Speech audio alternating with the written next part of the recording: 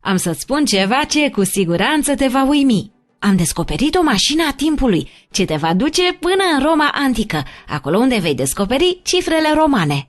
Nu te speria, a fost doar o glumă. Totuși există și un sâmbure de adevăr la mijloc. Lecția de astăzi este despre formarea, citirea și scrierea numerelor cu cifre romane.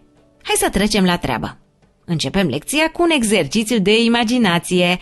Imaginează-ți că ai o mașină a timpului care te poate duce oriunde sau, mai precis, oricând. Mașina te duce în perioada antichității în Roma. Da, ai ghicit. Acest lucru înseamnă că vei călători foarte mult în trecut. Ei, în acea perioadă, romanii, un popor despre care tu vei învăța ceva mai târziu, foloseau un sistem de numerație special. Ei scriau numerele folosind niște simboluri aparte.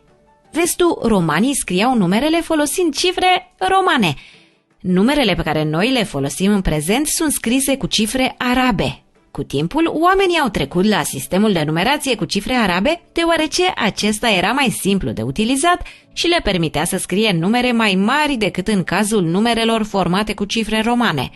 Cifrele arabe, cu ajutorul cărora ai învățat să scrie o mulțime de numere, sunt 0, 1, 2, 3, 4, 5, 6, 7, 8 și 9. Hai să vedem ce este și cu acele cifre romane. Privește ecranul. Acea linie verticală reprezintă cifra 1. Două linii oblice ce formează un vârf în partea de jos reprezintă cifra 5. Aceasta seamănă cu litera V. Acum imaginează-ți că ai două astfel de simboluri care reprezintă cifra romană 5. Pe unul dintre ele îl întorci și le lipești vârf în vârf. Astfel obții cifra 10. Ei, cam acestea sunt cifrele pe care le vei învăța pentru moment. Nu te speria, și romanii scriau o mulțime de numere, însă foloseau aceste simboluri într-un mod foarte interesant. Acum că ai călătorit în timp, te voi învăța și câteva secrete matematice din acea perioadă. Pentru început, romanii nu aveau nicio cifră pentru a-l reprezenta pe 0. Vezi tu, formarea și scrierea numerelor folosind cifrele romane se face apelând la operațiile de adunare și de scădere. Să vedem întâi cum stă treaba cu adunarea.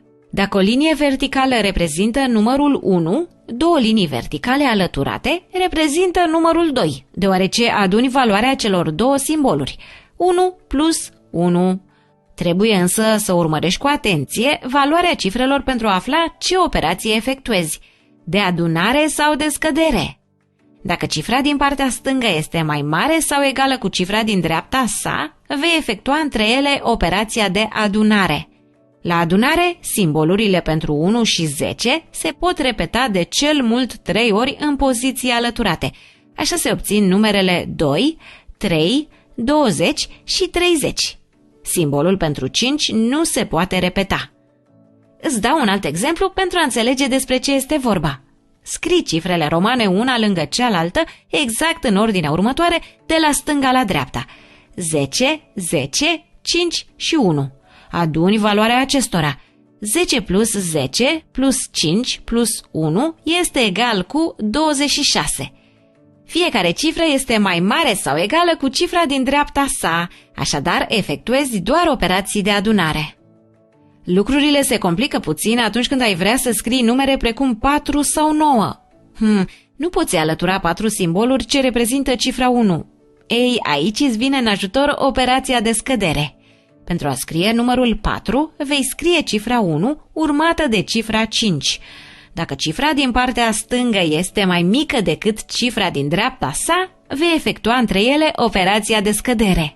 Firește, vei scădea din cifra scrisă în partea dreaptă, cea mare, pe cea din stânga sa. În cazul nostru, 5 minus 1 este egal cu 4. De asemenea, poți forma numere și apelând la ambele operații, de adunare și de scădere. De exemplu, numărul 29 se formează alăturând cifrele romane în ordinea următoare de la stânga la dreapta.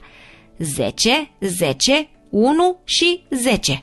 Efectuezi calculul 10 plus 10 plus paranteză rotundă, 10 minus 1, închizi paranteza.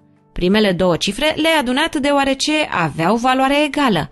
Ultimele două cifre indică operația de scădere deoarece cifra 1 este înaintea unei cifre cu valoare mai mare, respectiv 10. 10 plus 10 plus 9 este egal cu 29. Poate te întrebi de ce ai avea nevoie să știi cum să formezi aceste numere. Acestea sunt folosite în prezent pentru a scrie numere ce arată ordinea. De exemplu, premiul 1 sau clasa a 5-a. Sigur ai mai întâlnit aceste numere și pe cadranul diferitelor ceasuri. Acum este timpul să folosești din nou mașina timpului și să te întorci în prezent.